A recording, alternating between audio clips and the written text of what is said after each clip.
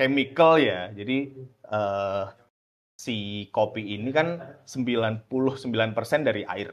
Jadi buat teman-teman yang mungkin sering ngopi kopi susu atau sering ngopi kopi manual kayak gitu. Nah, itu airnya ini benar-benar ngaruh banget gitu ya. Jadi mulai dari air yang punya kandungan mineral yang cukup banyak kayak di Aqua, kemudian air yang demineral kayak yang dimention sama Aksa tadi, ada Cleo dan juga Amidis kayak gitu. Kemudian suhunya ini juga berpengaruh karena semakin besar atau semakin tinggi suhu, otomatis reaksi kimia yang dilakukan oleh proses penyeduhan kopi itu tadi kan pasti semakin semakin gede gitu reaksi kimiawi yang dihasilkan, sehingga ada kalanya kayak kopi terasa lebih pahit ketika airnya lebih panas gitu. Terus kopi terasa kurang ada flavor atau kurang ada rasa yang keluar karena suhunya terlalu kurang panas kayak gitu. Jadinya itu of course bakalan pengaruh ke sajian dan juga penyajian dari kopi-kopi itu tadi. Secara general gitu ya Bapak. Oke, Bapak. Mungkin Bapak Terima Aksat kasih lah ya Pak Ibnu. mau menambahin. Ya boleh yang lain, yang para kopi snob lainnya, kopi enthusiast ingin menambahkan. Berbicara. Boleh, apa tuh Kak Yal? Baik, sepertinya topik ini pas sekali karena kayak akhirnya gue bertemu dengan bapak-bapak sefrekuensi dan bapak ibu sefrekuensi. Salam kenal sebelumnya, halo Mas Ibnu sama tadi mana ya? Kak Aksat. Mas Aksat ya, Kak Aksat. Halo, salam kenal. Saya jadi belajar banyak sekali. Gue pengen beropini sih karena gue sebagai salah satu pegiat specialty coffee juga dan berada mungkin dari gen, ibaratnya kalau K-pop tuh ada gennya, kalau coffee juga ya tadi ada gen kesekiannya lah gitu ya, turunan kesekiannya. Tapi gue termasuk yang lumayan ngulik dan homebrewer juga. Jadi dari tadi tuh kayak senyum-senyum sendiri gitu, kayak weh anjir seru nih gitu. Tapi gue pengen nambahin ini sih di bagian specialty coffee-nya. Kayaknya sekarang itu banyak orang kayak pintu masuknya tuh adalah dengan adanya slow bar di kafe-kafe. Kalau buat orang-orang yang belum pernah get into serious coffee gitu.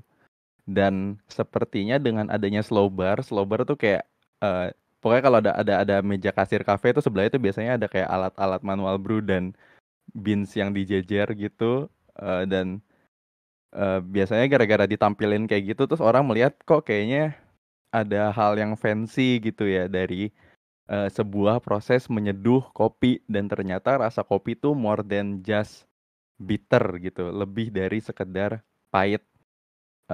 Ada tasting notes, ada segala macam, dan packagingnya pun unik-unik gitu. Dan rasanya gue sebagai salah satu pegiat kopi juga cukup seneng sih dengan banyak sekali keberagaman peminat kopi ini yang sangat membantu industri buat muter roda ekonominya juga, kayak makin banyak roaster, makin banyak orang yang melek bahwa kopi punya banyak various taste and flavors.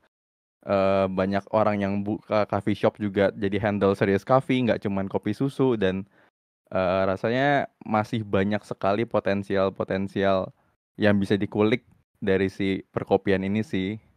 Begitu, Mas Ibnu dan Kak Aksat. Tuh, ada tanggapan nggak Mas Ibnu dan Kak Aksat? Halo, salam kenal buat para penggiat kopi semua. Ternyata banyak juga ya di Discord yang suka ngulik-ngulik kopi. Ya. Banyak dong. Ya, mungkin yang ini deh, karena ada beberapa yang expert, ya bukan saya maksudnya. Gimana sih kita kalau mau menuju ke arah ke coffee enthusiast, kan sekarang kan kebanyakan orang ya pengen yang instan gitu ya. Ya udah, kalau pengen kafein ya kita beli kopi instan gitu ya, antara luwak itu atau kapal pesiar dan lain-lain.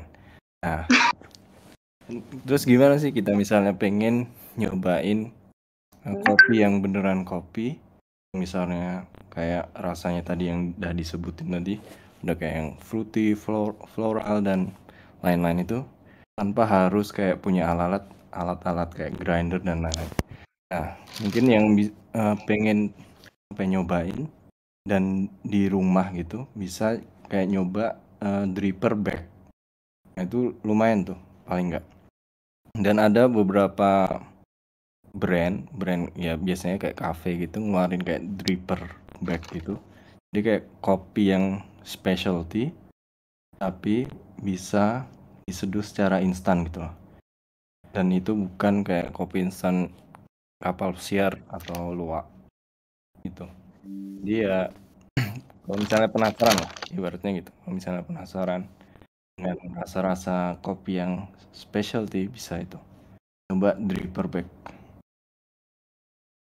Oh, oke. Emang ini sebagai orang yang sangat amat amatir, emang peran dripper bag-nya tuh apa? Maksudnya apakah di tasnya itu ada sen fruity atau floral gitu, atau gimana tuh Kak cara kerjanya sebenarnya? Ya paling gampangnya gini aja. Dripper bag dia pakai grade coffee yang bagus gitu lah. Pakai yang grade coffee yang oke, nggak cuma grade komersial yang dipakai kayak kapal pesiar yang entah itu yang katanya ada campuran apa jagung ya, walaupun belum terbukti ya paling nggak yang biasanya yang dripper bag itu dia pakai beans yang bagus lah. Jadi ya kualitasnya biasanya terjaga. Itu misalnya kalau penasaran ya. Terasa aromanya Kak akibat proses roasting dan fermentasi cherry or buah kopinya. Itu menarik juga tuh, bisa dibahas tuh proses roasting dan fermentasi si biji kopinya. Silahkan, siapa yang mau bahas? Ini membuatku tambah bingung, tolong yang lebih tahu bisa sharing kali ya. Oke, aku bahas yang secara tradisional ya, karena aku pernah tahu itu keluarganya temanku. Jadi dulu waktu masih sekolah, aku tuh sempat pernah nganterin temanku. Dia bilang ke aku gini, anterin aku beli biji kopi sama buat kopi dong gitu kan. Oh ya udah, itu hari Minggu. Ya udah aku nganterin dia ke pasar. Itu ke pasar kan biasanya di pasar jual kopi itu kan, yang tahu nggak sih yang kiloan biji kopi loh. Kayak gitu, terus ya udah aku nganter, terus habis itu pulang ke rumah itu diproses sama budenya. Lah sama budenya itu tahu wajan nggak sih? Ini secara tradisional ya. Jadi disangrai gitu loh di wajan. Oh ya, dipanasin. Terus habis itu tuh disuruh bawa ke tempat slab. Ada nggak sih? Di sini ada yang tinggal di kabupaten nggak sih? Dulu tuh di kabupaten ada yang namanya kayak tempat slab buat slab kelapa, slab biji kopi, kayak gitu loh. Ada. Nah, temanku itu nyelep. Buat teman-teman yang masih bingung mungkin dengan kata-katanya ya, kalau slab itu buat giling, buat Iya, digiling. Pokoknya dihancurin gitu loh biji kopinya di tempat selepan itu. Nah, habis itu kalau udah baru kopinya diseduh. Diseduhnya juga kayak nyeduh kopi biasa sih, tapi ada ampasnya. Kayak tradisional banget gitu loh. Jadi kenapa tuh kok di roasting? Maksudnya kenapa tuh kok harus disangrai gitu? Biar apa? Ya biar bisa diminum. Yang pinter kopi deh yang jelasin. Biar mateng gitu. Kamu pakai bahasa Iya ya. Sebenarnya masuk ya, mungkin buat teman-teman kayak Debbie gitu, aku mungkin menjawab tanya Debbie ya. Jadi proses kopi untuk bisa dari awal sampai bisa diminum itu gini Deb. Jadi simpelnya buah kopi ini matang, ya kan. Terus dijemur. Nah, biasanya dari proses setelah proses penjemuran itu menghasilkan biji kopi. Nah, ini biji kopinya masih belum matang nih. Ini namanya green bean gitu. Nah, si green bean atau biji kopi mentah ini biasanya sama petani ya, yang tadi dijual kiloan gitu kan, dijual kiloan, kintal, ton, segala Oh, macam. yang Terus green, yang hijau. ya bentuk warnanya ya nggak hijau sih, macam-macam tergantung prosesnya. Tapi simpelnya dijemur itu tadi sampai dari buahnya itu sampai jadi biji kopi Oh, green bean ya. Nah, terus biji setelah kopi itu green bean. kan kopi biasanya teman-teman ngelihatnya kan hitam tuh, ya kan? Nah, itu dari green bean ke si kopi hitam siap minum itu tadi, dia harus mengalami proses sangrai atau roasting kayak gitu.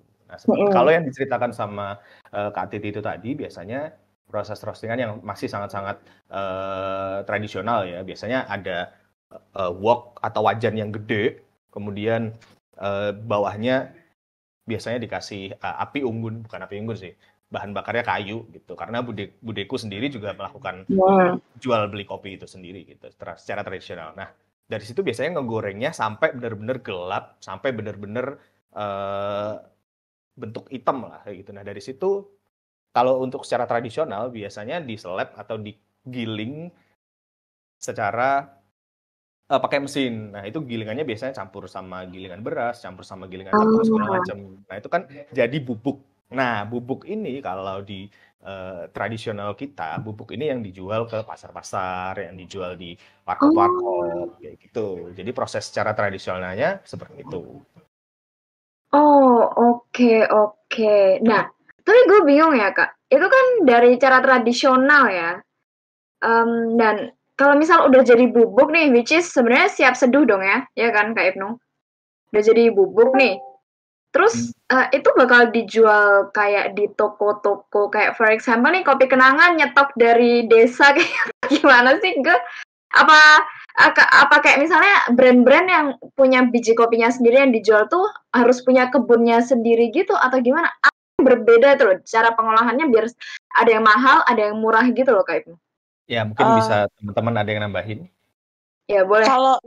Kalau yang tradisional ya, Dep, itu biasanya kan gini loh, biasanya kalau orang desa, orang-orang kabupaten itu kan ada yang namanya warkop gak sih? Tahu kan warkop? Ngerti. Warung Ya, kopi kan biasanya di kalau sini yang ada di pasar. kalau yang di pasar itu biasanya memang dijualnya di Operasi. kop-kop atau di pasar-pasar tradisional kayak gitu. Oke. Jadi kayak ada kelas-kelasnya sendiri buat Debbie ya. Jadi kayak ada yang kelas jelata, terus ada yang middle, terus ada yang up, gitu-gitu. Oh, oke. Jadi maksudnya, nah terus sekarang yang paling penting nih, gimana cara nentuin kelas-kelasnya? Maksudnya ini biji yang jelek, ini biji yang bagus gitu loh Kak. Itu gimana tuh? Silakan yang lain teman-teman yang silakan mungkin yang jangan yang juga pengen membagi insight-nya guys. Kak Asat atau Kak Yol nih kayaknya yang lebih paham. Oh, buat kayak nentuin kualitas biasanya ada namanya Q grader. Dia tuh tugasnya buat ya itu grading si biji kopinya. Biasanya kayak ada sesi namanya cupping. Nanti kayak misalnya misalnya habis ngerosting dari kopi dari misalnya mana ya, Ethiopia gitu ya. Nah, nanti ada namanya sesi cupping. Nanti ditentuin kayak ini grade-nya sampai kemana gitu lah. Aku kurang paham sih kayak grade-nya apa aja. Ini nama sesinya itu cupping tadi. Kalau Demi nanya cara menilai kualitas biji kopi. Nah, itu. Terus standarnya apa tuh Kak? Maksudnya ini baik dan itu buruk. Itu masih kita apakah belum tahu atau gimana? Nanti kayak setahu ada formnya gitu. Jadi kayak ada nah itu ada contoh cat itu. Di aromanya. Nanti dari aromanya, dari rasanya. Nanti itu kayaknya ada formnya gitu kayak udah standar internasional gitu deh setahu. Nanti kayak ditentuin. Ada SOP-nya. Ini notes-nya kayak apa. Terus nanti bodinya kayak apa. Nah itu kayaknya setahu harus ada kursusnya sendiri deh. Nah itu ada contoh form kopi. Wow. Sedikit terlihat ribet tapi ya begitulah culture zaman sekarang. Oke. Oh, menarik nih. Jadi gitu ya, mungkin kayak jatuhnya kayak daging ya, kayak daging A1, Ya, A2 bisa dibilang gitu. kayak gitu. Terus Betul, kopi betul, begitu ya. betul. Jadi And kalau dan itu kita dapatnya apakah misal nih dari pohon yang berbeda kualitasnya bisa berbeda atau dari perkebunan yang berbeda gitu Kak? Ini gue maaf ya tanya detail banget Kak. I really Biasanya want ada kayak sesi blind to taste-nya know. gitu. Jadi dari satu jenis kopi nanti dipakai kayak 5 gelas. Apakah rasanya dari 5 gelas itu konsisten atau enggak? Nah, itu nanti bisa ditentuin. Dan biasanya Q grader itu enggak cuma satu orang deh. Biar nanti apa ya, penilaiannya ya tetap subjektif, tapi paling enggak ada beberapa opini. Biasanya gitu. standar, Oh gitu. ya, standar. Oh makanya yang jadi grader, maksudnya jadi penilai itu harus udah pro gitu ya. Iya, bisa dibilang Betul. gitu. Jadi sebelum jadi Q grader Nah, itu ada ininya juga deh. Ada dia ngambil sertifikat dulu gitu ya. Jadi tadi udah dikasih tahu di kolom chat buat teman-teman bisa ngecek-ngecek karena rame juga nih deres nih kolom chatnya. Ada organisasi ya atau asosiasi specialty coffee association atau SCAA itu memang jadi kiblat buat para barista, roaster dan pelaku industri kopi sekarang ini gitu ya. Nah, untuk ujiannya dan juga sertifikasinya sendiri memang prosesnya nggak singkat. Jadi kayak teman-teman harus ada sensory practice gitu. Nah, sensory practice ini apa sih? Kalau sensory ini yang sudah dijelaskan di atas bahwa dari lidah, dari indera penciuman itu bisa ngerasain gitu. Kayak tadi udah di-share ada roda rasa. Nah, dari sensory tes atau sensory latihan itu nanti udah bisa nentuin tuh gimana kopi ini rasanya seperti apa, kemudian apakah bold seperti yang udah di-share sama Bapak Asa tadi, apakah sweet atau ada acidnya, kemudian karakternya, rasanya, terus notes-nya seperti apa, kayak gitu. Jadi memang ada sertifikasinya dan nggak murah. Sehingga kalau bisa dibilang yang bisa menentukan standar atau subjektivitas dalam tanda kutip itu tadi ya memang sudah distandarisasi oleh asosiasi internasional, sehingga kayak pasti standarnya atau rasa lidahnya nggak beda-beda jauh gitu karena ada ujiannya juga itu sih. Dan aku pernah ikut kelas sensorinya juga, itu bener-bener 30 cup ya, 30 cup air yang dikasih beberapa tetes rasa. Jadi ada acid, ada sweet, ada sour, ada salt, ada pahit gitu. Jadi bener-bener setipis itu. Terus kita disuruh nentuin ini cup yang nomor 1 rasanya seperti apa. Terus menurutmu ada berapa tetes tingkat kemanisan di situ, ada beberapa tetes tingkat keasaman, ada beberapa tetes kepahitan kayak gitu-gitu. Dan itu ada sekitar 30 atau 50 cup gitu. Dan itu prosesnya lama. Wow, oke. Nah, BTW Kak Gur ini tadi unmute mau coba namanya nih Kak Gur. Coba kasih pendapatnya juga. Oke, enggak ya? Oke, gue baru tahu nih ya, ternyata buat nentuin grade kopi itu harus ada standarnya sendiri, ada SOP-nya sendiri gitu. Nah, tapi kalau misalnya kita kayak, misal nih ya, kita kayak ngaku-ngaku ini kopi bagus nih, ada ininya, rasanya enak gitu, belum tentu orang lain ngerasa enak dong. Kalau misalnya ini menurut penilaian orang. Ya nggak sih?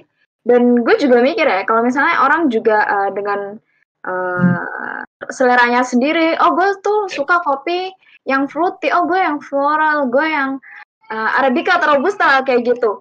And gimana caranya tahu, maksudnya kopi itu bagus atau enggaknya gimana kalau misalnya emang terpolarisasi gitu loh standar ya standar kopi orang dan juga selera orang. Jadi Kak Rama Cungkring boleh mau ngomong Kak? Oh iya. Ya. Halo, halo, halo. Salam kenal. Ini barusan lihat notif asik banget kayaknya ngomongin kopi ya. Iya. Kebetulan, kebetulan aku udah lama, bukan udah lama, dari tahun 2012 kenal kopi, sempat beberapa kali usaha juga. Jadi udah cukup kenal kopi walaupun belum ngedalamin banget. Manual brewing, aku baru mulai di tahun 2016, tapi di 2017 bisnisnya bangkrut, jadi belum kenal lebih jauh. Akhirnya cuman sebagai penikmat aja.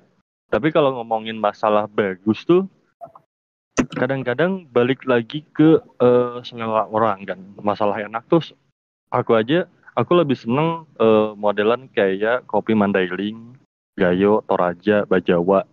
Aku nggak begitu suka rasa-rasa kayak yang di Jawa Barat.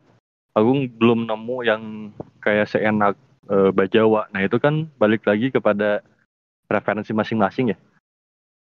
Enaknya yang kayak gimana, nyarinya apakah yang strong banget ataukah nyari yang apa ya kayak aftertaste-nya lebih kuat gitu.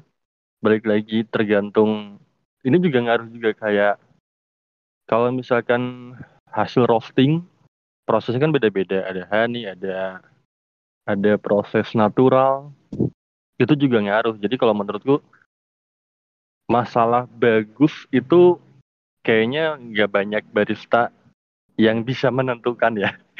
Kayaknya itu Q-grader yang bener-bener ahli di situ aja. Kayaknya banyak barista juga masih bener-bener belajar sebenarnya beans yang bagus tuh kayak gimana gitu. Tapi kalau soal rasa, balik lagi ke selera sih menurutku. Begitu. Oke. Jadi even tuh kopinya nih grade-nya tinggi, belum tentu sesuai sama selera kita ya, Kak Rama ya. Iya. Menarik. Nah ini ngomongin selera nih, gue jadi pengen tahu ya, apakah seberapa terpolarisasi kah, apa ya bahasa terpolarisasi, seberapa banyak ya selera-selera orang-orang mencinta kopi ini berbeda-beda begitu. Nah maybe gue pengen tanya nih, kalau dari Kak Rama suka kopi yang kayak gimana tuh Kak? Oh kebetulan ngopi beans itu udah lama enggak juga, tapi aku masih seneng nyari Mandailing karena aku dulu pas belajar itu karena belajar kopi gara-gara kerja di satu coffee shop gitu di Bandung. Terus aku disuruh berhenti ngerokok selama 1 bulan lebih buat ngelatih aftertaste lidahnya.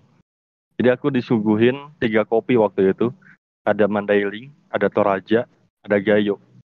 Di dua minggu pertama kayaknya itu masih rasanya kayak sama. Tapi udah deket-deket 3 minggu, sebulan itu mulai bisa ngebedain.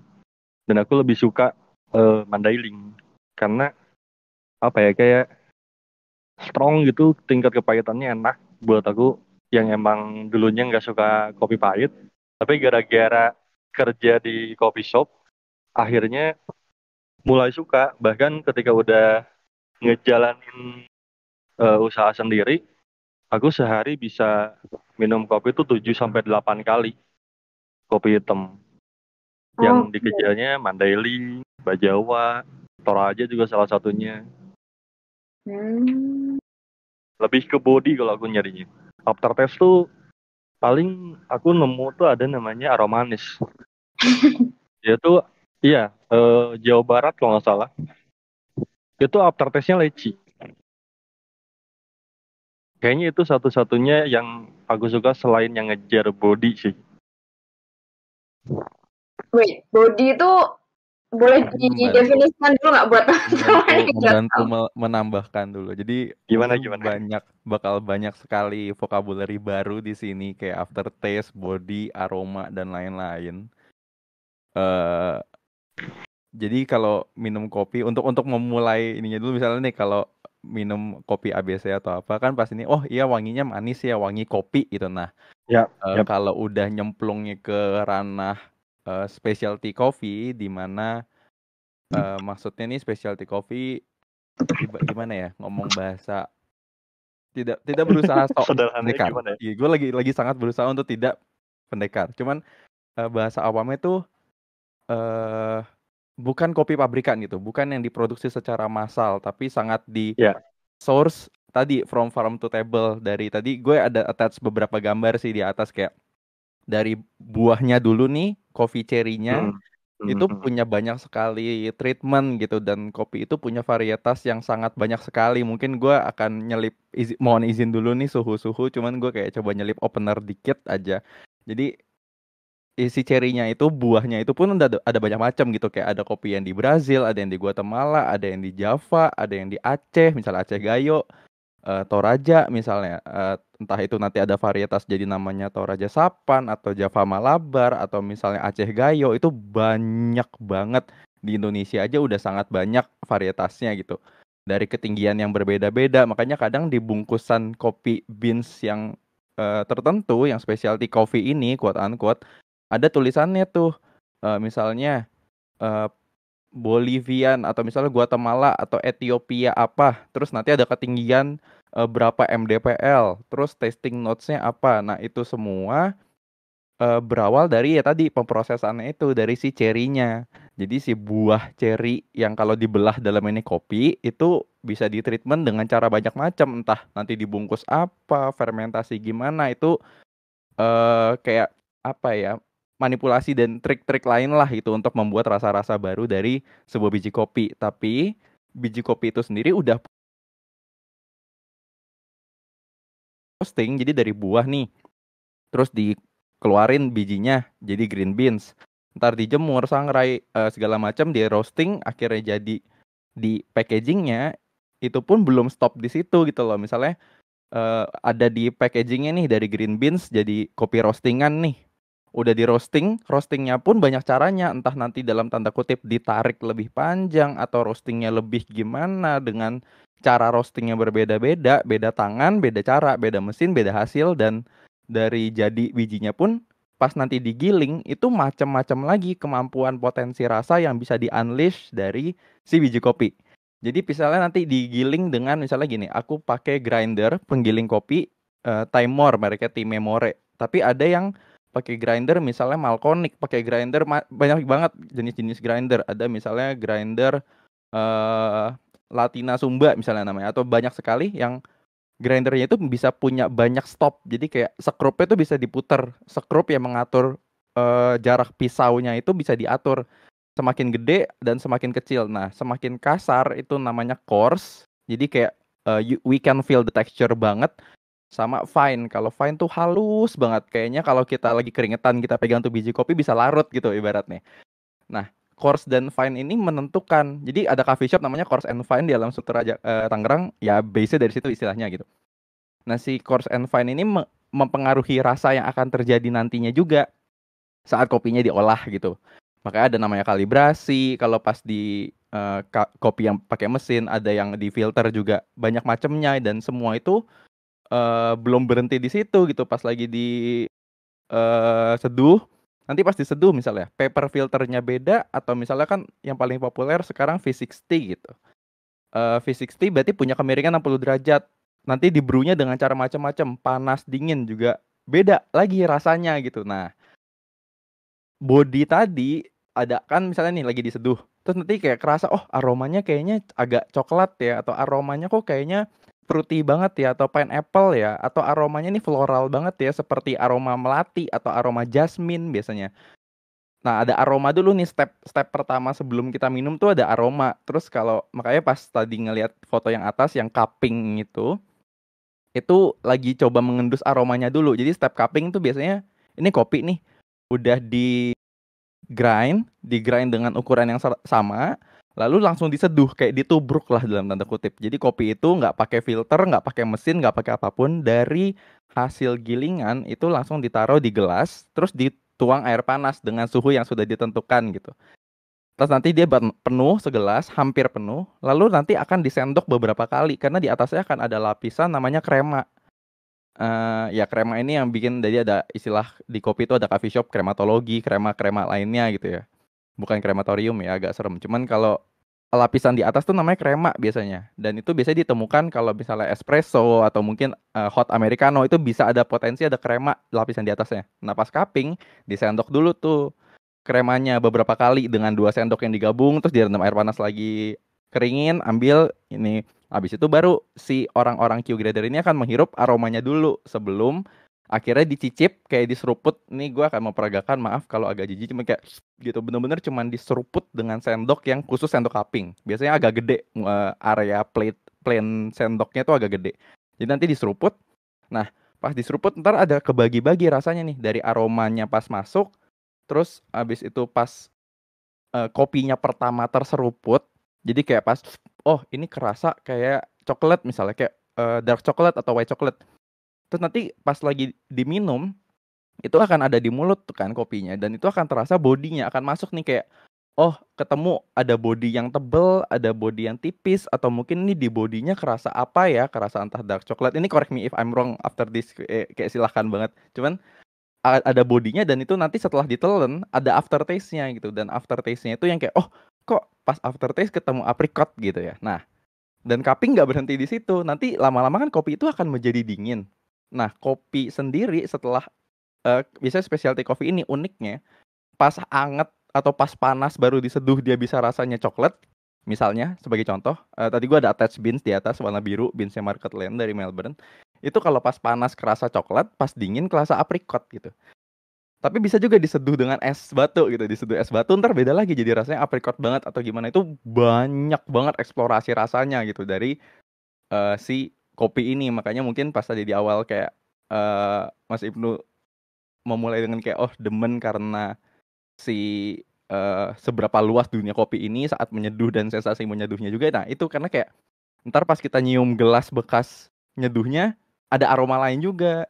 Terus nanti kalau kita minum pakai gelas wine, itulah kenapa wine diserve dengan gelas wine. Karena kalau kopi ditaruh di gelas wine, ditaruh di gelas porselen, dan ditaruh di gelas kaca, itu taste-nya bisa beda, aromanya bisa beda, experience meminumnya pun bisa beda. Kalau gue personally misal nih, ada kopi, gue akan lebih prefer di gelas kaca dibandingkan porselen. Karena kalau di yang porselen itu akan lebih bulet di mulut gue rasanya, lebih mouthful banget.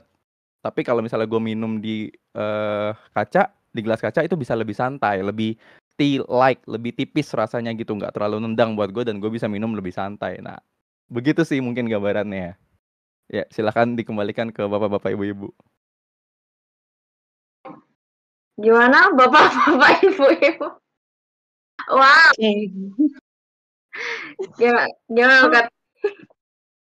Kalau aku mau tanya ini sih, aku sempat baca ya, kopi yang beneran kopi itu kadaluarsanya lebih cepet.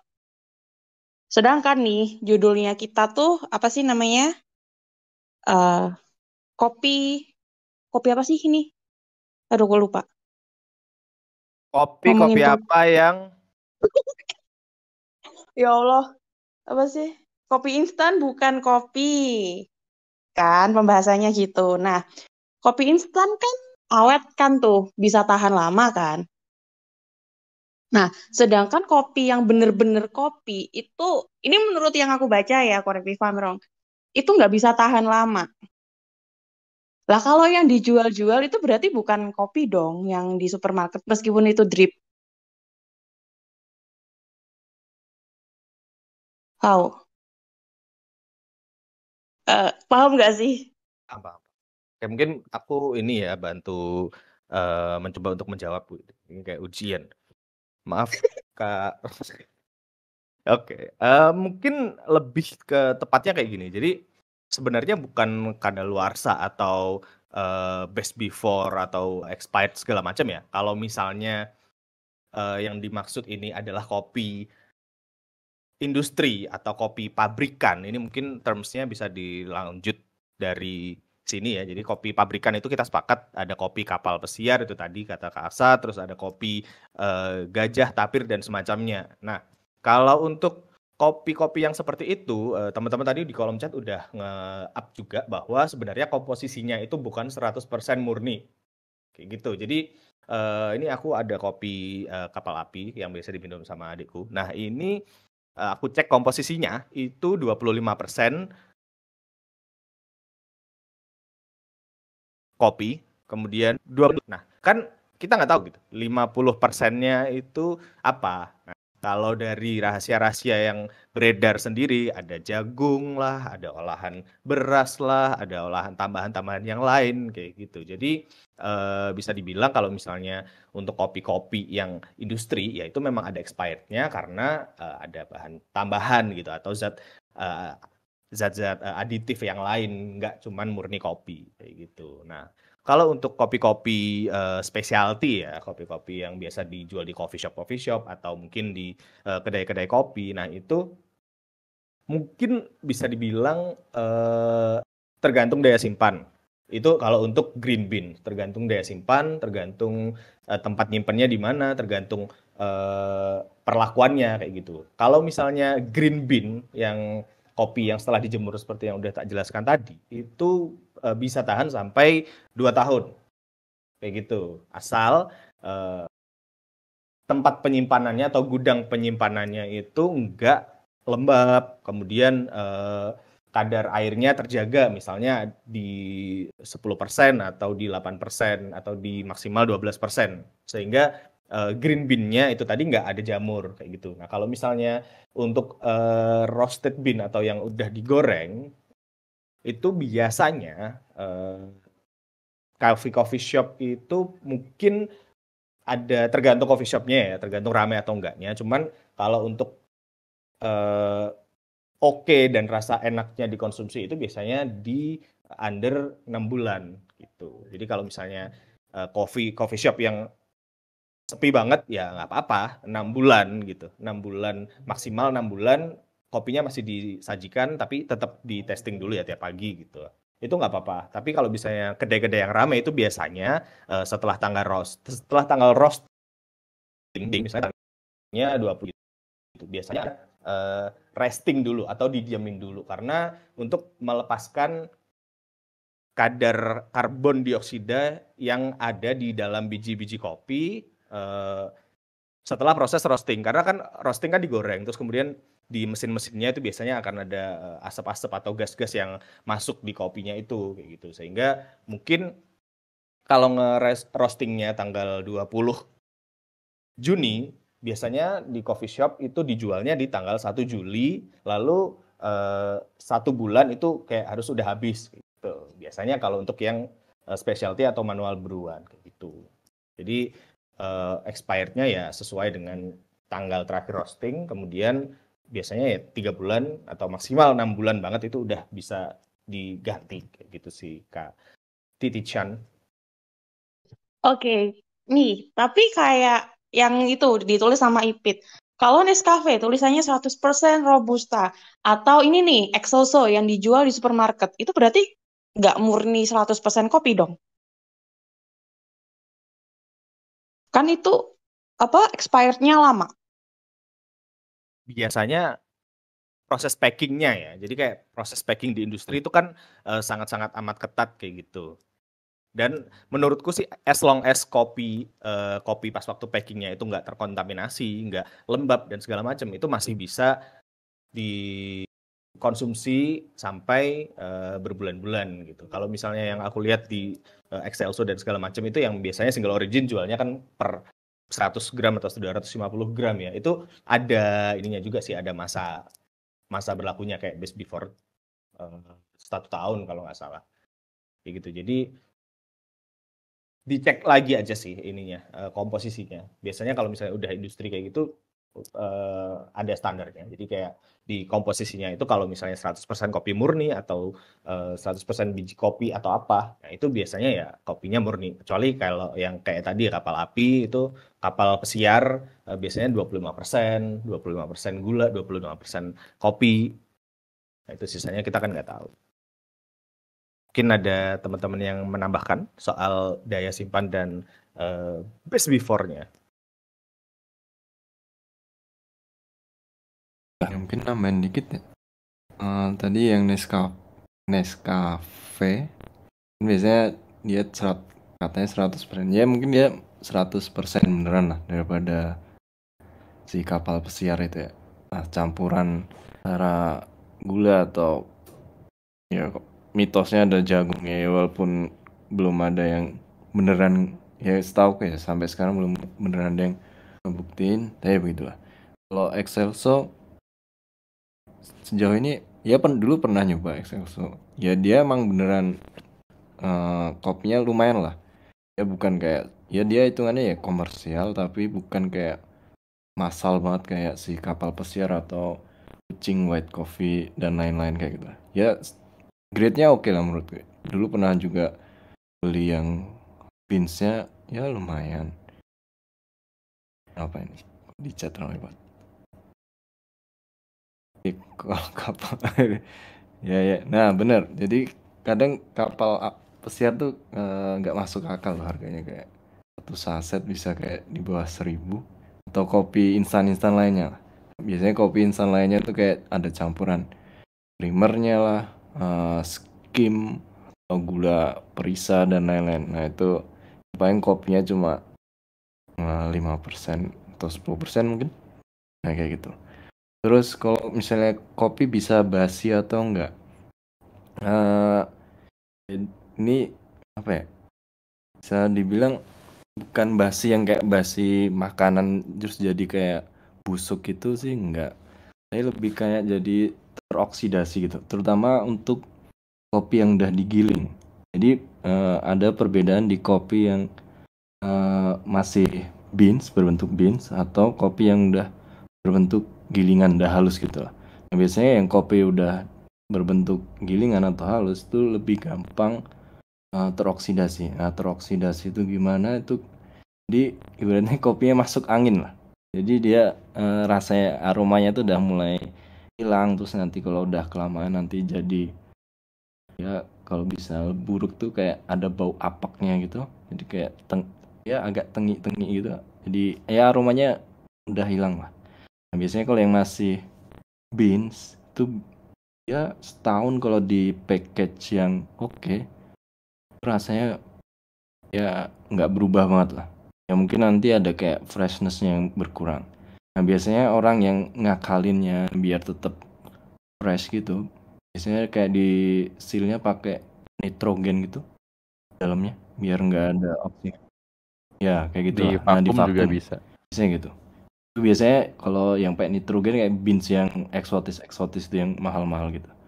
Ada yang dari geisha atau kayak gitu. Biasanya gitu sih. Kalau Nggak kapal api usah nggak usah dari pakai nitrogen. buang aja. Aja kalau kapal api. Buat kehidupan aja itu. Oke, ini ada yang tanya nih, ada Kak Yime nih dari warga Surabaya.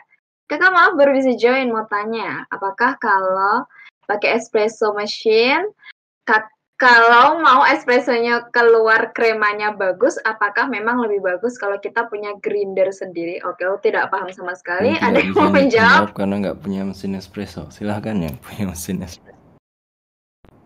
Silakan yang punya mesin espresso. Itu nggak ada yang punya mesin Mahal deh espresso. mesinnya. Oh mahal, Iya. oh Kalau yang mahal. rumahan tuh paling nggak Oh. yang apa ya mereknya oke misalnya kayak Gazia klasik tuh sekitar 9 juta. Yang paling nggak proper buat home brewing gitu. Waduh. Yang misalnya buat Sabar Dep. Kalau misalnya nggak mau spend di atas Iya. 5 juta itu pakai manual aja. Ya paling nggak Pakai kalau Rompresso. Itu bisa. Hobi kopi tuh Iya. muahal dan wasting time kalau buat Iya, yang maunya betul. Itu cepat tuh sat-sat. Mas Yul tuh punya Lamar Zoko kayaknya. Boleh tuh minta ini. Ya mungkin gue coba nambahin ya soal permesinan. Jadi sebenarnya aduh gue tidak akan promosi, cuman maksudnya adalah beberapa perusahaan yang menyediakan mesin-mesin untuk home brewing dengan range harga ya dimulai dengan 5 plus sampai belasan dan puluhan ada. Itu anak perusahaannya yang bawa atau distribusiin si Lamar Zoko ke Indonesia. Nah, berusaha menjawab yang ini apakah kalau pakai espresso machine kalau mau espressonya keluar krema bagusnya memang lebih bagus kalau punya grinder sendiri. Mungkin gini kali ya konteksnya.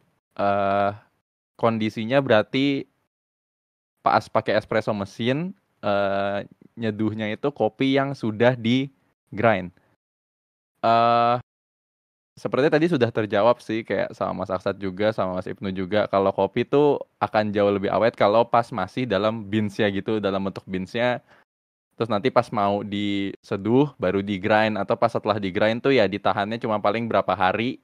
eh Kalau bisa juga jangan sampai minggu sebelum akhirnya diseduh. Karena yang namanya kopi itu tadi kan semakin lama, semakin teroksidasi.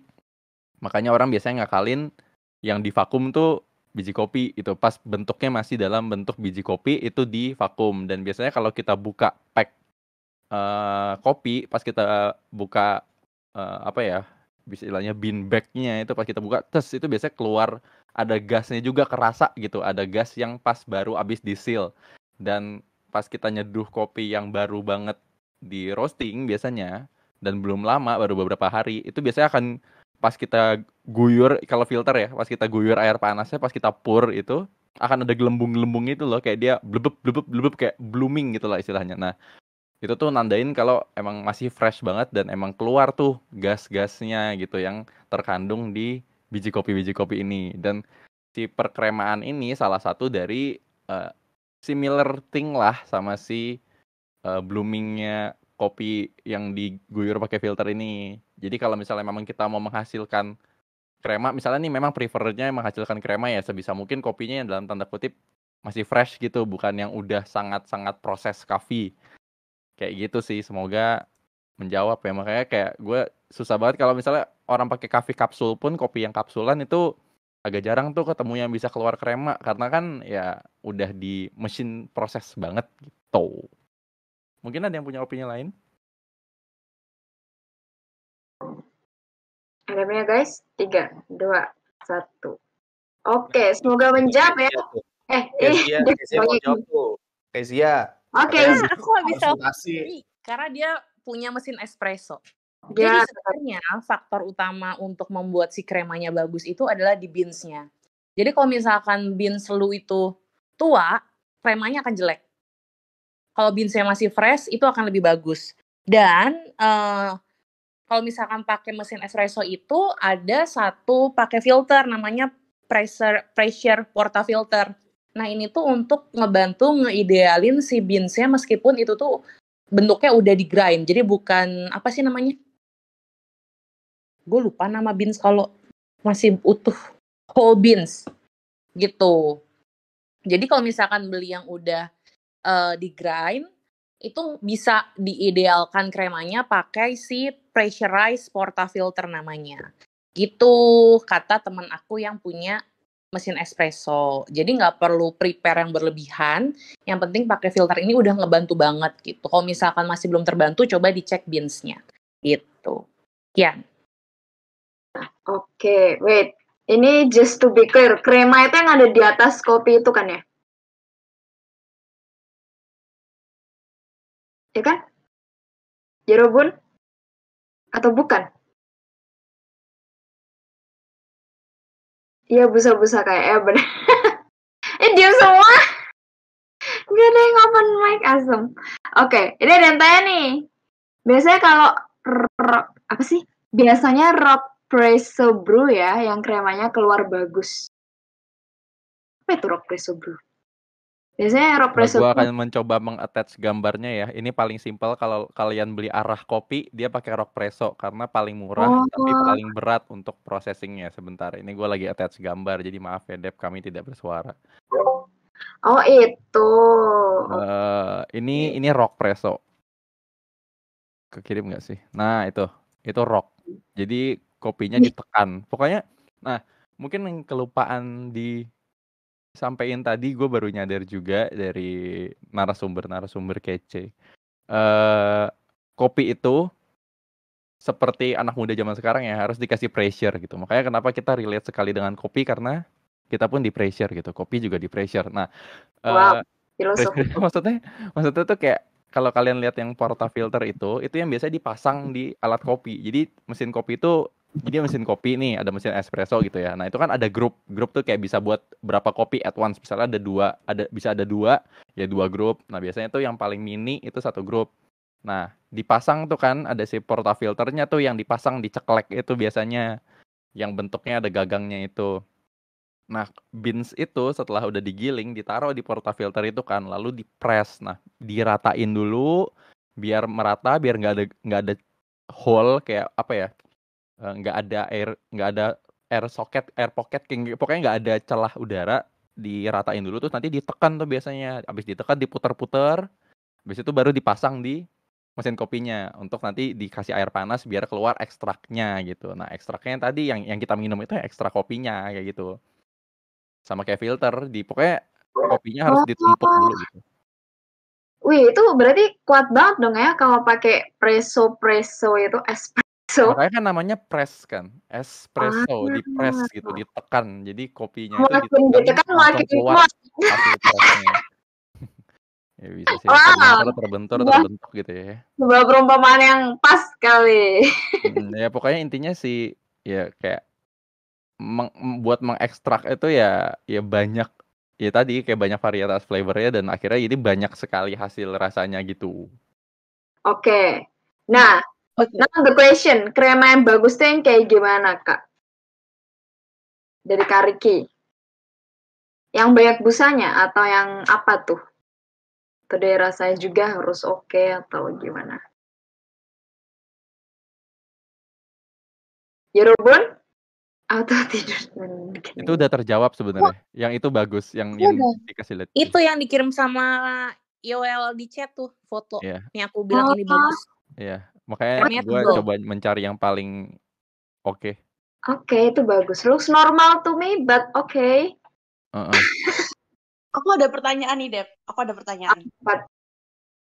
Ini buat yang paham kopi sih. Kan waktu pandemi kan kita lagi pokoknya lagi booming-boomingnya yang alat itu loh, yang kopi ditaruh di cup-cup, itu juga gara-gara drama juga sih. Dalgona bukan? Bukan, kalau Dalgona kan dari Nescafe.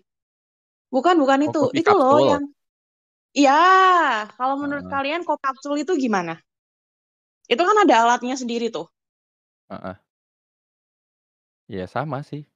Itu ibarat kopi yang sudah di-press di portafilter aja, terus dikasih air panas. Jadi sebenarnya ada contohnya nih, coffee capsule insight. Bentar gue coba. Nah, ada orang yang ngakalin kalau misalnya kan suka bilang, oh ini kopinya diginiin aja. Nah, ada coffee capsule yang reusable, biar tidak nyampah ya. Go green, #go green, #sustainable living. Nah, ini lagi gue kirim.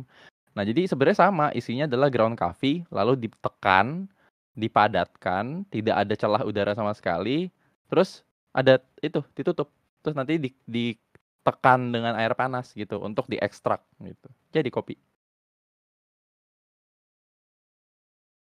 Mungkin menjawab. Oh ini pas kebetulan ketemu ada garisnya. Jadi sebenarnya sama aja, cuman lebih praktis aja. Makin praktis lagi, kadang nggak usah ngapa-ngapain, tinggal cemplung, kasih air panas, selesai.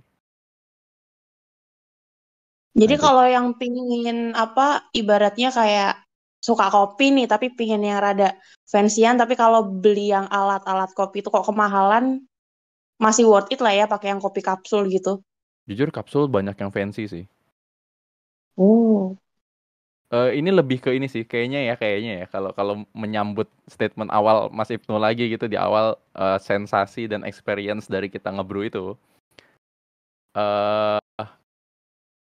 Kopi itu gimana ya? Kopi itu kopi sama halnya dengan banyak sekali hal di kehidupan kita tuh punya banyak aspek, tapi salah satunya adalah waktu. How much we are willing to pay buat waktu kita. Misalnya gini, lo beli mesin kopi kan banyak macam, itu tadi ada yang mesin espresso, ada yang rock, ada yang apa. Oh, gue maunya cepet karena gue pokoknya maunya gue bangun, gue pencet tuh mesin kopi, pas gue udah selesai mandi, makan segala macam, kopi udah jadi. Nah, solusinya adalah si coffee capsule. Benar-benar satset dia bekerja sendiri kayak Tineko gitu, ibaratnya bersih-bersih. Nah, habis itu kita minum. Tapi kalau kita mau menikmati sambil pouring dan explore banyak sekali rasa, ya itu bisa pakai yang pour over tadi yang dituang, ada gooseneck, jadi kayak leher angsa, termos leher angsa buat nuang airnya. Tapi kalau misalnya kita mau lebih ekstrim lagi explore-nya, bisa pakai kita mau ekstrim explore-nya dan ada budget, ya coffee machine tadi yang kita grindnya beda-beda, ntar pakai portafilter, karena ya tadi balik lagi seberapa banyak kita mau mengorbankan waktunya aja sih. Kalau misalnya ternyata kita punya waktu yang banyak untuk menyajikan segelas kopi yang kita minum paling cuman setengah jam sampai 1 jam gitu ya, tapi kita harus spend 15-20 menit untuk nyeduhnya, atau yang kita nggak spend waktu sebenarnya, kita cuman kayak nyemplungin coffee capsule and then it will be served to us gitu sih. Nah tuh kalau waktu luangnya banyak beli dari bibit pohon kopi. Nah iya tuh kalau waktunya banyak dari green bean-nya aja beli sekalian tuh. Beli green bean-nya di Ibnu. Kesabaran saya setipis tisu, Kakak. Butuh yang satu. Oke, thank you. Mau tanya nih, Kak Filia, aku punya pertanyaan dudul. Kenapa? Aku paham juga. Kenapa bentuknya harus kayak leher angsa gitu? Apa yang bentuknya harus leher angsa?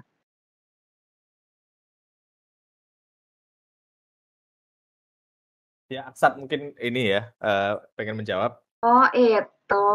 Oh ya, kenapa kok? Kenapa harus Banget. mempertimbangkan leher angsa, terus bentuk-bentuk pour over-nya, terus kecepatan dari aliran airnya Mungkin gitu, ini di ya, kopi pour leher over. bebek pendek, leher Silakan. angsa. Mungkin ini leher gimana ya? Nggak ngerti sih kalau suruh jawab gimana.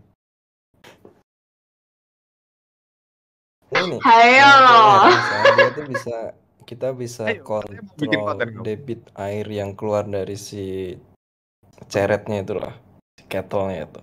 Kan kalau dalam ya teknik pour over gitu kan, makanya butuh si apa nih, kita harus ngontrol si debit airnya itu waktu kita pouring ke kopinya gitu kan. Nah itulah fungsi si apa nih, teko leher angsa itu.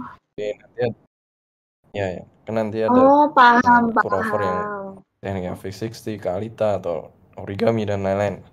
Nah itu kan setiap alat drippernya itu harus apa ya, punya resep berbeda lah buat ngeluarin debit airnya, kayak pouringnya patternnya lingkaran, zigzag atau gimana.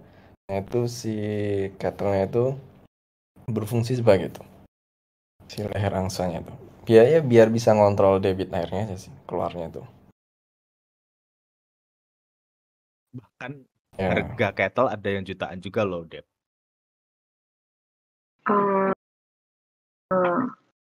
Cuma buat ngesokin banyu. Cuma mek gawe ngesok banyu tok. Iya, cuman buat ngesor Kan. ada yang sampai juta-juta. Oke. Tapi benar sih, maksudnya kopi kan nggak banyak-banyak, kayak kita nuang Pepsi gitu, atau kita nuang Coca-Cola gitu. Kopi kan cuma secangkir, makanya itu panjang biar kita bisa ngatur debit air, volume air. Banyak air aja lebih gampang. Banyak Ya, air yang air, kita tuang gitu. Kayak kecepatan tuangannya itu juga ngaruh, Dep. Jadi nanti ada nomor. Ya. Misalnya kita nuangnya terlalu cepat, gitu misal. Nanti rasanya bisa beda. Terus kalau kita nuangnya terlalu lambat, rasanya juga bisa beda. Nah. You kidding me, masa sih? Jadi kan gini deh, apa namanya? Proses menyeduh itu kan secara kimiawi ya, reaksi kimia gitu kan. Kamu jurusan teknik kimia nih, Tekim ya kan. Nah, jadi kayak bayangin aja misal kopi, kalau misalnya dikasih air panas gitu, suhunya 100 derajat, kemudian dia berasosiasi dan berkolaborasi dengan kopinya itu selama 1 menit gitu. Terus dibandingkan dengan air yang 80 derajat gitu ya. Terus dia bersentuhan dengan bubuk kopinya selama 1 menit juga. Itu kan secara reaksi kimiawi kan udah beda nih suhunya. Terus kemudian rasa-rasa yang dikeluarkan kan juga beda. Nah sebenarnya logika dasarnya tuh dari situ. Kenapa orang menyeduh kopi bisa beda rasa, orang menyeduh kopi itu bisa menghasilkan sensasi yang berbeda-beda juga. Wow, so every day you like drink different taste of coffee dong? berarti. That's true. Yeah, right? Ya Setiap hari lo Allah. minum rasa kopi yang berbeda-beda dong ya? Kalau mau Kalau sama pakai mesin. iya. Kalau pakai mesin dijamin sama. Kalau nggak sama silahkan komplain ke yang ngejual gitu. Mesinnya. Nah, itu dia nggak dikalibrasi tuh. Mending dipendekarin aja ya. Wow, apa itu? Ya itu ada kalibrasi. Misalnya kayak kalau pagi-pagi datang ke kafe pas baru buka, mereka tuh pasti akan kalibrasi dulu karena setiap pagi, setiap beans baru yang dituang itu pasti akan beda rasanya kalau nggak dikalibrasi. Nah, untuk menghasilkan rasa yang konsisten, tiap kafe kan biasanya memang punya house blend yang dijaga rasanya. Jadi setiap pagi tuh pasti yang shift pagi tugasnya adalah minum kopi sampai mual gitu. Maksudnya kayak banyak banget tuh espresso shot yang dicobain tiap pagi untuk bisa menghasilkan oke, pas di espresso udah oke, di ice black udah oke, atau ice americano lah like you said. Atau misalnya nanti di cappuccino dicobain, oh ini udah oke nih, udah konsisten rasanya selama 2 sampai 3 cup atau berapa cup tergantung standar masing-masing, baru siap untuk disajikan dan dijual di hari itu. Besok beda lagi gitu. Datang kopi yang baru beda lagi, buka bag baru beda lagi.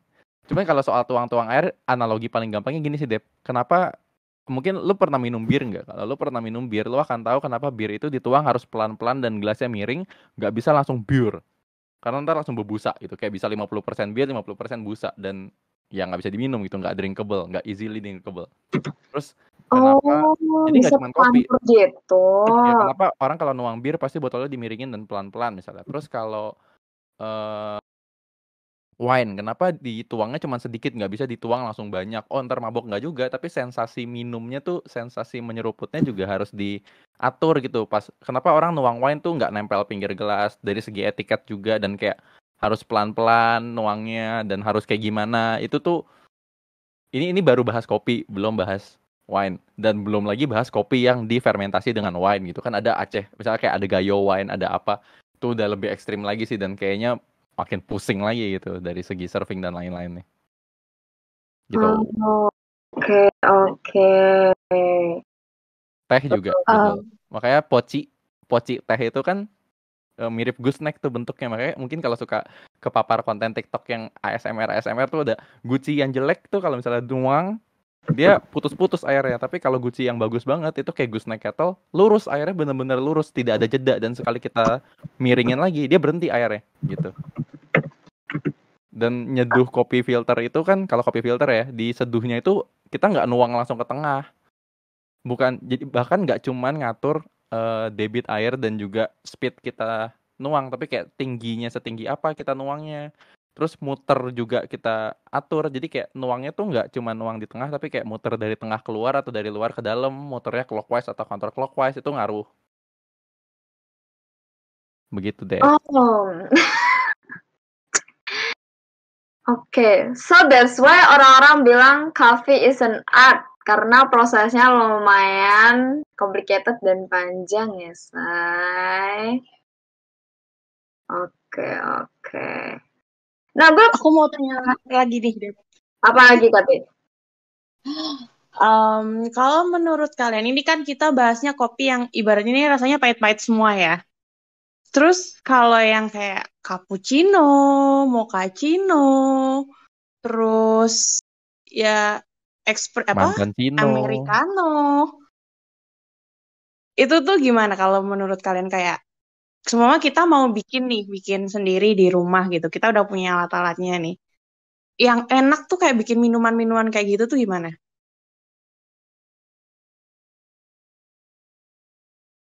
Bikin minuman gimana? Mantep. Iya, bikin contoh kayak mau bikin cappuccino or mochaccino atau americano biar rasanya mantep gitu, ada tips gak? Tuh, ada atau tips. Kalian memang lebih prefer yang kayak apa namanya? Kopi-kopi yang natural aja, yang tanpa campuran-campuran susu or everything. Sebenarnya kopi tuh, izin menjawab duluan ya, cuma maksudnya kopi tuh ya tadi kan baru beans kopi doang. Yang tadi didiskus tuh kayaknya baru kopi yang kopi raw coffee yang bener-bener kopi tok tanpa susu dan lain-lain. Nah itu sebenarnya ya banyak eksplorasi rasanya lagi. Jadi espresso itu aja baru seramai itu kan gitu. Nah, baru espresso aja udah seramai itu, tapi ada beans yang memang diperuntukkan untuk espresso based drinks. Espresso based drinks itu yang ada tabelnya itu. Jadi kayak ada espresso, ada piccolo, ada macam-macam, ada piccolo, ada affogato dicampur es krim, ada latte, ada ya tadi mochaccino dan lain-lain. Ya itu untuk menambah eksplorasi rasanya lagi sih. Misalnya kayak gini, ada kopi yang rasanya dark chocolate. Jadi kopi tasting note-nya dark chocolate. Dicampur dengan susu, jadi lebih creamy atau jadi lebih manis atau jadi lebih apa ya, itu ada eksplorasi rasanya lagi sih. Jadi sebenarnya kayak tabel yang gue sempet share di atas juga, yang lingkarannya tuh bisa lebih luas lagi dicampur susu gitu. Ketemu susu, itu baru ketemu susu, belum ketemu alkohol gitu. Ada kopi yang misalnya kopi dicampur whisky atau dicampur apa, itu ada lagi. Ada kopi yang dicampur soda, ada kopi yang dicampur apa, udah makin kemana-mana sih sebenarnya. Gitu. Jadi kayak gitu tuh karena campuran, makanya namanya beda-beda. Oke. Now I quite understand. Nah, ini kalau menurut kalian nih, kalau mau bikin kopi campuran-campuran gitu, contoh paling gampang biar mudah didapetin deh, susu.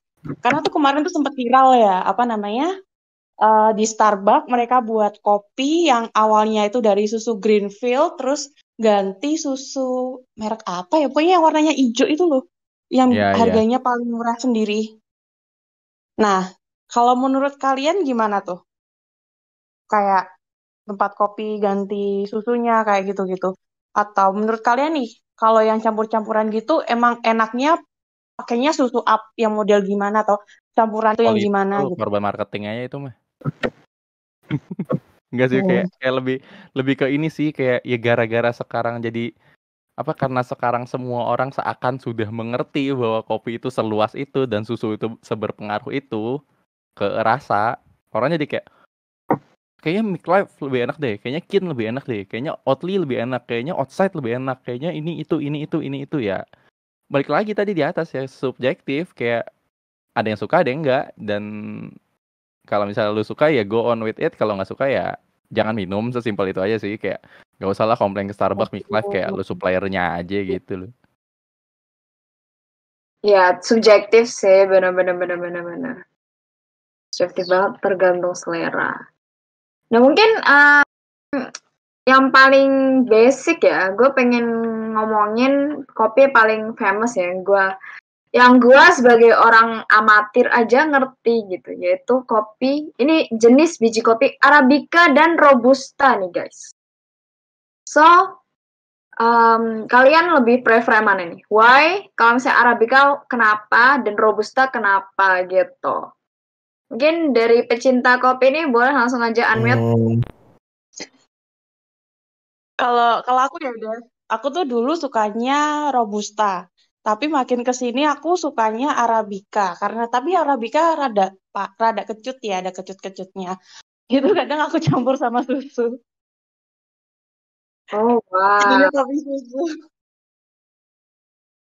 Gitu. Oke.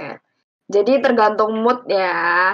Karena yang bilang juga suka dua-duanya gitu. I like both. Tapi mungkin bagi gua yang belum tahu nih, ada yang mau menjelaskan tidak? Kenapa kok tadi Kak Titi bilang Arabica ada kecut-kecutnya? Apakah emang Robusta tidak? Dan perbedaannya apa tuh? Silakan, the stage buat Kak Aksat Arabica. Orang dong, say. Arabica dan Robusta, bedanya apa tuh Kak? Dari tes, dapet ya bener sih kata tadi Kak Titi Chan. Arabica lebih cenderung acidnya tuh lebih menonjol. Kalau Robusta itu lebih strong, bodinya lebih kuat. Kalau dari bentuk kayak tanaman atau apa, aku nggak bisa bedain. Ya yang bisa bedain kayak tadi Kak Ibnu, kan dia petani kopi tuh. Dia mungkin lebih tahu kayak jenis daunnya gimana, perbedaannya, terus kayak daerah cocok buat penanamannya gimana. Nah itu Kak Ibnu. Tapi kalau dari taste wise itu lebih, kalau pengen yang strong, pengen yang kuat, pengen yang ya kopi yang klasik banget gitu lah, itu bisa Robusta. bodinya oke gitu, pengen kayak satpam pengen jaga malam, nah itu cocok tuh robusta tuh. Nah, kalau pengen kayak kopi-kopi yang lucu-lucu, yang rasanya floral, Bapak banget gitu fruity, ya. nah itu lebih ke Arabica. Yang Hmm. specialty itu rata-rata Arabica sih, oke. Oh, alah. Rata-rata. Yang Soalnya specialty. rasanya Menambahkan ya.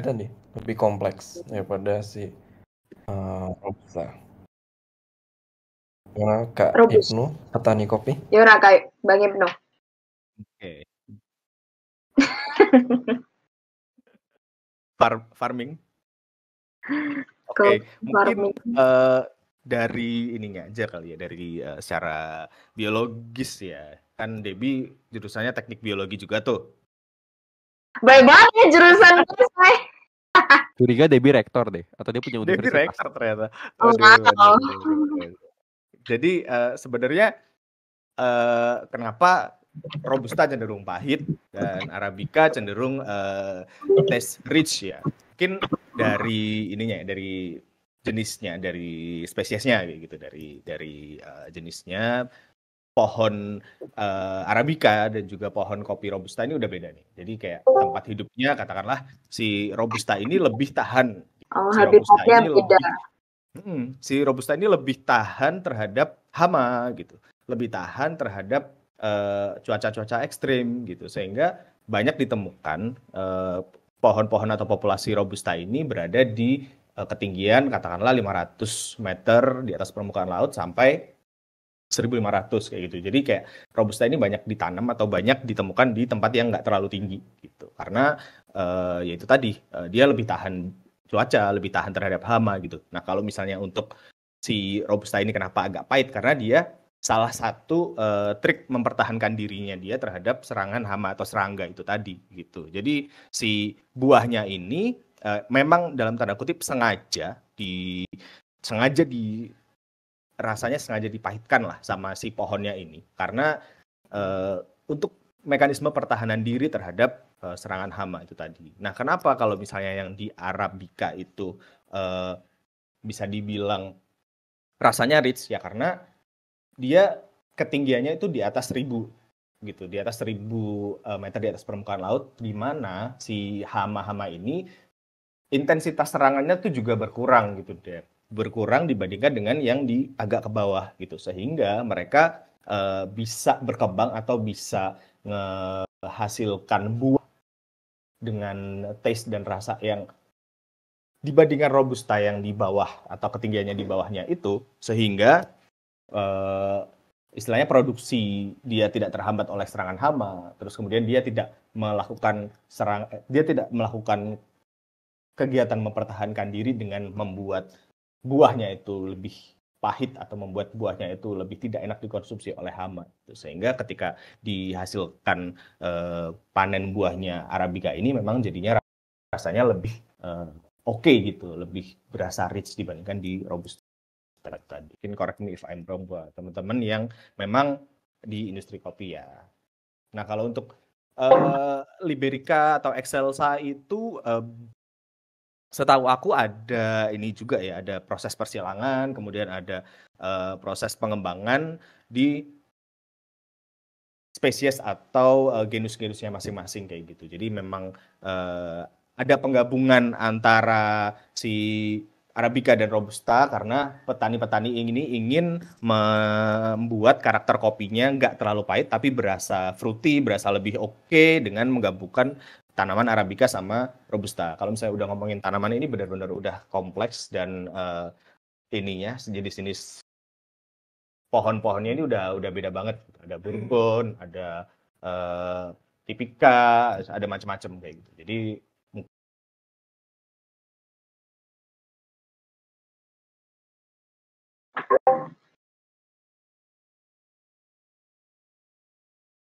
tes. Kamu hilang kah suaranya? Ini kalau ngomongin pohon kopi ya, aku jadi mikir gini. Kopi itu minimal datarannya tingginya berapa ya? Apakah orang di Pantura bisa menanam pohon kopi juga? Soalnya Buat aku jarang nemu orang Nah, itu ada yang nanam kopi. biar jadi Arabica begitu maksudnya.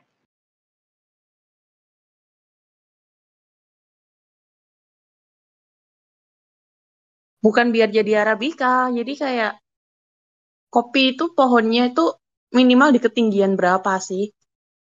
Hmm. Google aja deh. Maaf. Tapi tadi kan itu seperti di yang tadi foto sudah yang sempat dikirim sama disampaikan, udah itu ada. bisa dicek dulu. Jadi gimana ya menyampaikannya. Jadi sebenarnya pohon kopi itu sama kayak teh gitu. Ada bagusnya primanya tumbuh di ketinggian berapa. Nah, biasanya kalau Arabica tuh lebih tinggi ketinggiannya. Udah ada ketentuannya dari biasanya tuh range-nya di atas 900 sampai 1000 mdpl ke atas. Jadi kayak 2000 dan sejenisnya. Dan memang ini tumbuhnya di daerah-daerah ya tadi yang tingginya segitu. Nah, kenapa pertama Robusta itu kan berarti di bawahnya nih, Robusta tuh yang di bawah 900 meter. Ini kasaran aja ya. Tapi kayak Robusta kan di bawah 900 mdpl. Itulah kenapa umumnya Robusta tuh lebih murah, lebih easily source. Jadi sourcingnya lebih mudah karena di ketinggian yang nggak perlu tinggi-tinggi banget dan ibaratnya bukan penangkaran, tapi kayak lebih ke yang nggak harus farmnya sekhusus itu bisa dibuat gitu, bisa diciptakan, bisa tumbuh. Nah, makanya Robusta tuh lebih murah dan lebih commercialized gitu, lebih ada di mana-mana, lebih mudah dicari. Jadi si Arabica lah, jadi si kapal itu dan lain-lainnya tuh kayak mostly yang kita temui di kopi susu tuh lebih sering Robusta atau campuran Arabica dan Robusta, di mana campuran Robustanya biasanya lebih dari 50%. Oke, paham. So, tapi ini ya logika gue nih Kak, aku pengen tanya something yang menggelitik. Misal nih biji kopi, ini kan tadi kan gue tanya ya, apakah beda Arabica sama Robusta ini penentukannya di habitat ya. Yang tadi Arabica di lebih tinggi dan lain-lain, Robusta yang gimana. Nah, kalau misalnya ya logika gue, biji kopi Robusta ditanam di habitat Arabica dan sebaliknya, apakah jadi berbeda begitu? Yang satunya jadi Robusta, yang satunya jadi Arabica.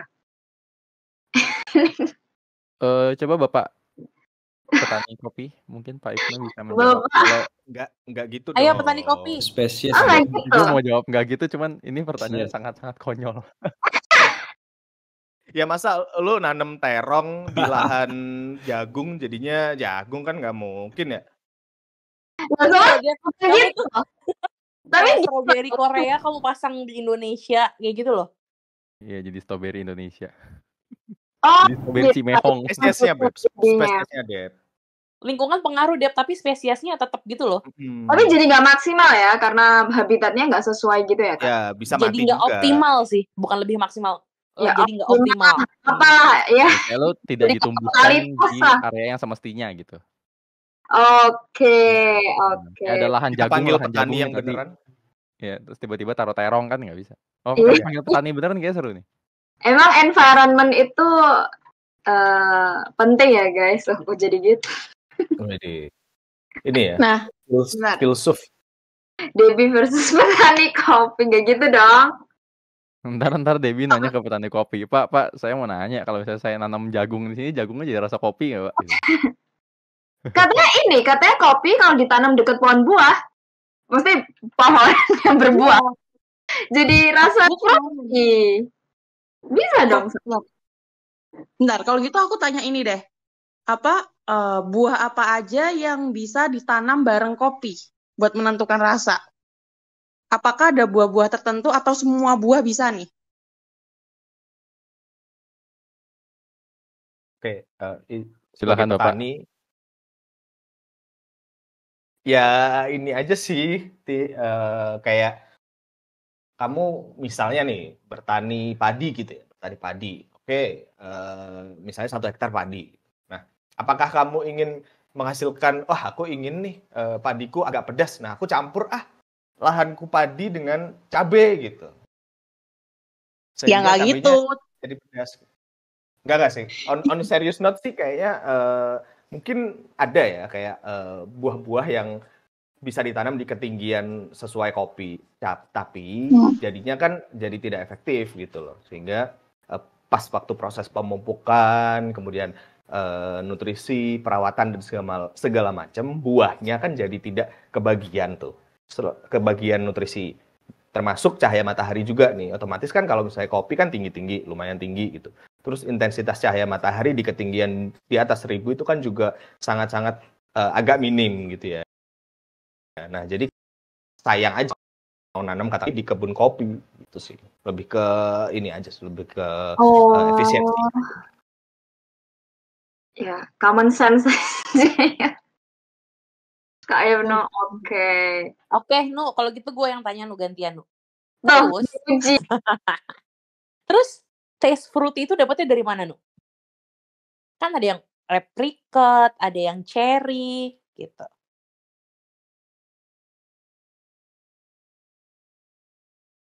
Jawab Nu anjir. Oh iya. No, gue backingin itu udah ada tabel kira-kiranya tuh. Ya, itu ada Thanks nih. Well. Nah, jadi ada wash, semi wash, honey, natural. Nah, ini banyak banget jenis pengolahannya. Jadi betul. Abis dari dipetik tuh, cerinya itu kelihatan tuh kalau misalnya kelihatan. Tenang, ini kata Debbie, Ibnu si petani kopi versus netizen. Tenang, ada gue pendekar nih. Jadi abis dipetik, itu kan disortir dulu. Abis sorting tuh ada prosesnya tuh. Oh, kalau wash tuh bukan dicuci, bukan artinya beansnya, biji kopi green beansnya dicuci, enggak. Tapi ada prosesnya tuh, ada pulping, ada fermentasi, ada pencucian, ada dijemur, abis itu huling. Nah, penjemur 12% itu maksudnya dijemur sampai ibaratnya tingkat keringnya itu segitu, abis itu ada huling, ada disorting lagi, baru ntar di cupping terus pack gitu. Nah, sampai paling bawah itu natural. Natural tuh dijemur sampai bener-bener kering, 100% kering. Abis itu huling, sortasi, baru langsung dikemas. Tapi nggak di pulping. Ya itu sebuah teknik pabrikannya lah ibaratnya gitu. Teknik si petani untuk mengolah gitu. Nah, ngaruhnya tuh kalau yang wash biasanya rasanya akan lebih tipis, natural tuh nyentrik gitu. Misalnya. Ini ada contoh salah satu beans, gue nggak tahu nih Ibnu pernah ngolah atau pernah nyoba bahkan nggak. Ini beansnya kayak begini penampakannya. Bentar belum kekirim. Nah kayak gitu penampakannya, nyentrik banget, udah bener-bener kayak ya kayak buah macam-macam gitulah. Itu Ethiopia Wush Wush namanya. Dan kebetulan di salah satu kafe dekat rumah gue sempet ngebawa itu di mesin espressonya dan rasanya nyentrik banget, bener-bener kayak apa ya? Gue pas minum itu tuh kayak minum ekstrak buah yang udah diperes gitu. Kayak gue nggak menemukan bahwa itu adalah sebuah kopi gitu. Benar-benar sangat-sangat bukan kopi, tapi itu biji kopi gitu. Aneh sih, cuman kalau misalnya lu nyari di Google pun Ethiopia Wush Wush sampai sekarang pun isinya adalah orang-orang yang ngomong testimoninya it's like a coffee that I've never tasted before, karena itu aneh, seaneh-anehnya gitu. Gue sih kalau disuruh minum lagi gue mungkin akan mikir 2 kali, karena ibaratnya gue bayar sekian puluh ribu untuk kopi, kok gue dapetnya malah kayak sirup buah gitu. Jadi kayak dapat marjan.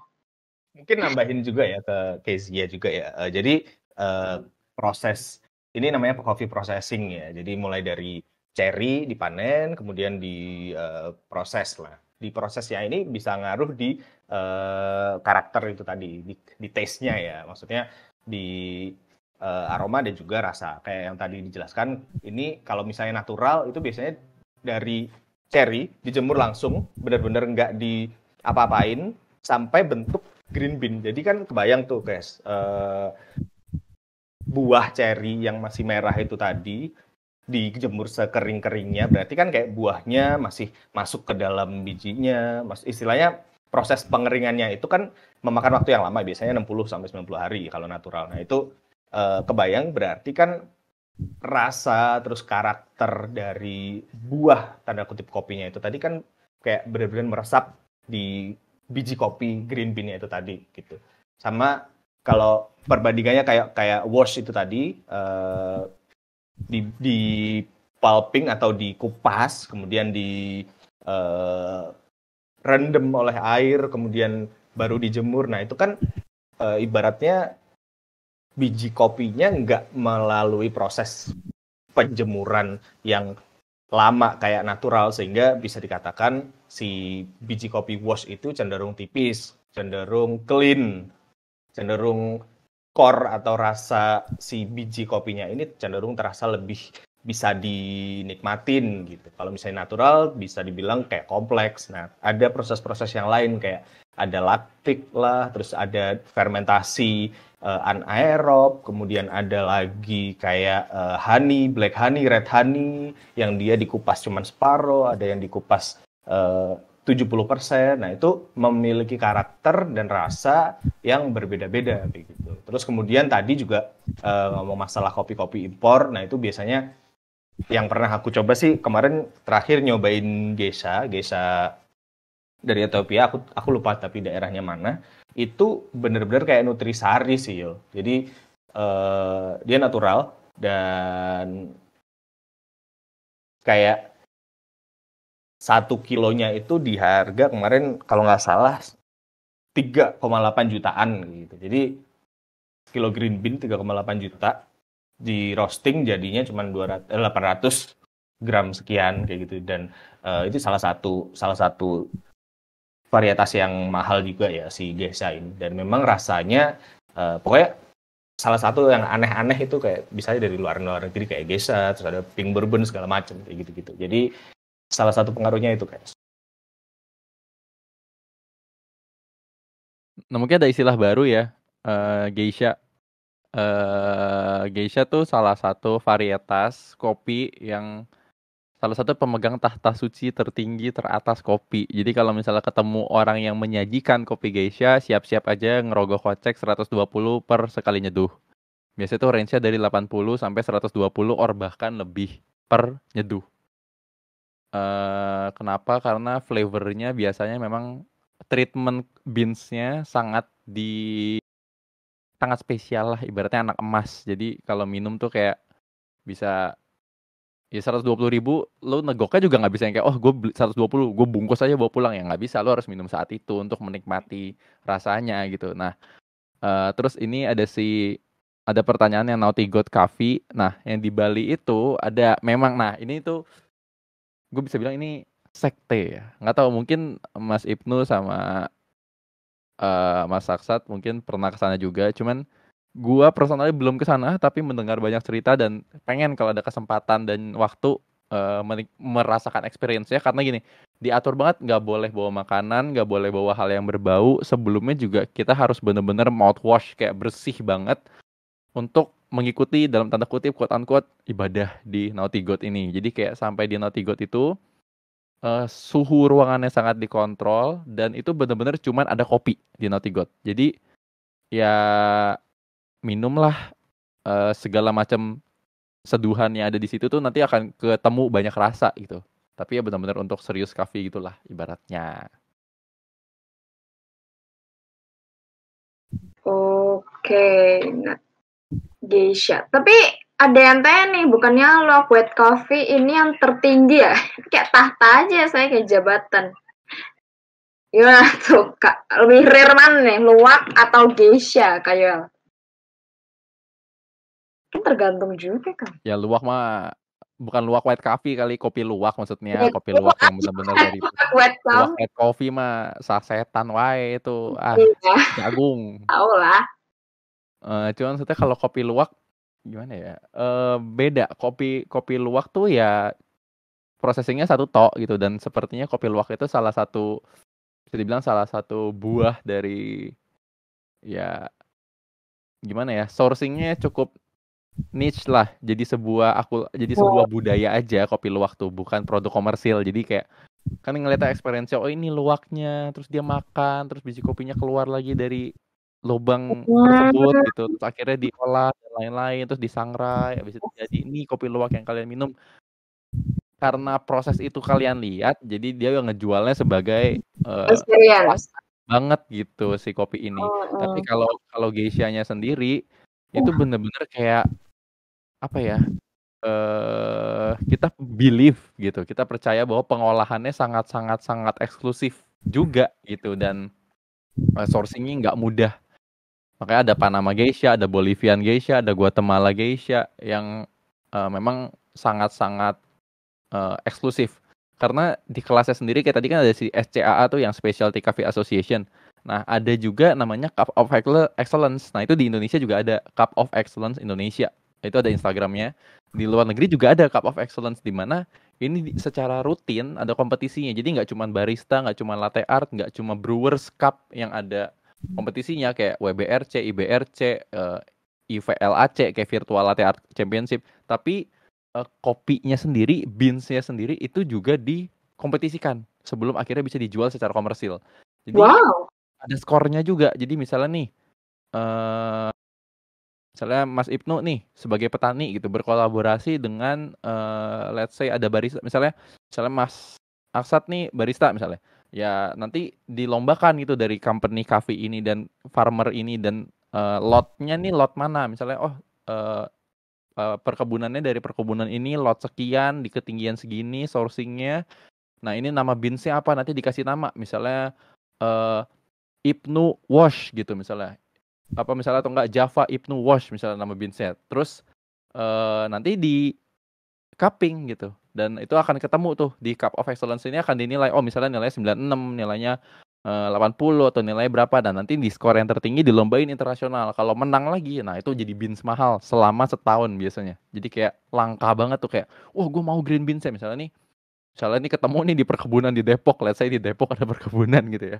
Ada perkebunan di Depok yang menang yang beansnya ini setelah di roasting segala macam, di roasting oleh siapa jadi menang Cup of Excellence. Nah itu akan langsung rame itu biasanya sedunia malahan kalau sampai lolos untuk mengambil beans itu gitu. Wow, jadi dapat gelar itu ya kalau menang juga. Mana gue coba cari dulu ya Cup of Excellence.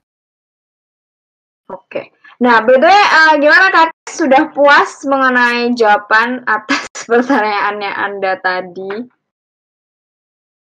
Typing. Ngomong aja. Oh ini, Cup of Excellence. Wow, dari 8.500. Banyak juga ya ini pesertanya.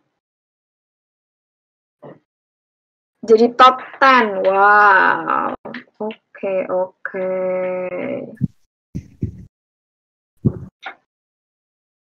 Oke, by the way guys, thank you banget ya yang udah join. Kita udah hampir 2 jam ya guys. Dari jam 8 tadi udah banyak juga kenal, maksudnya menjelajahi lah tentang kopi ini gitu, mendalami. Semoga nggak tambah bingung, tapi tambah mengerti begitu. Gue tambah bingung gak? Bercanda. Jadi banyak tuh yang tahu. Ternyata tuh kopi itu emang dari prosesnya, dari nanamnya juga itu lumayan sangat-sangat diperhatikan ya, karena resultnya bisa berbeda dan sangat mempengaruhi lah dari kualitas kopi tersebut dan juga dari selera-seleranya konsumen juga beda juga. Ada yang suka di manual brewing, ada yang suka pakai mesin, ada yang suka biji kopi ini, ada yang suka ini, ada yang suka rasanya fruity, ada yang suka apa, banyak lah. And semoga penjelasan teman-teman tadi juga membuat kita jadi lebih ngerti sih tentang kopi, dan kita sebagai orang yang pengen belajar kopi kayak gue pengen banget suka kopi tapi tetap aja belum suka, paling mentok-mentok mochaccino gitu, bisa lebih tahu lah mulai dari mana begitu. Thank you so much ya yang udah sharing tadi. Ada Kak Aksat, thank you Kak Aksat, Kak Epno, Kak Yoel, Kak Tete, dan tadi ada Kak Rama tadi. Dan teman-teman di sini yang udah dengerin, kita berjumpa lagi ya guys di sesi meja hijau lainnya yang kita ngomongin topik-topik menarik lain. Bye-bye, thank you guys. Bahas alkohol ya, boleh. Mungkin kalau misalnya ada mau bahas alkohol, chat aku deh. Mau kapan nih? Tinggal gue jadwalin aja, tenang gitu. Oke, bye-bye guys, thank you. Aku end dulu event. Kalau misalnya teman-teman mau after party di sini boleh banget. Cuman ya silakan ngobrol-ngobrol sendiri ya. Bye bye. Gue juga cabut nih. Bye bye. Bye semua, thank you.